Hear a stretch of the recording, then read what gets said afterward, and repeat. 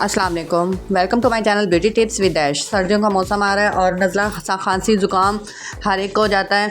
खांसी बाज़ दफ़ा इतनी शदीद हो जाती है कि आपको सिरप वगैरह भी इतने कड़वे कड़वे पीने पड़ते हैं, लेकिन फ़र्क नहीं पड़ता इतना ज़्यादा जितना पड़ना चाहिए। ठीक है, तो मैं आपको आज आसान सी रेमेडी बता रही हूँ, ये आप ट्राई करेंगे तो इंशाल्लाह जी आपको बहुत ज़्यादा अफाका होगा। आपने ले लेना है शहद, 1 चम्मच आप शहद ले लेंगे। ठीक है, दूसरी चीज़ जो हमें चाहिए वो है जिंजर जूस, अदरक का रस निकाल लेंगे आप। ठीक है, उसे क्रश करके निचोड़ के ना मलमल के कपड़े में आपको इजीली जो अदरक का रस आप मिल जाएगा। ठीक है, इन दोनों का आपने 1-1 चम्मच ले लेना है और दिन में आपने ये 3 टाइम यानी 3 टाइम 1-1 चम्मच आपने ये पीना है और 3 से 4 दिन आप मुसलसल करेंगे तो इंशाल्लाह आपकी खांसी में अफाका होगा बहुत ज़्यादा।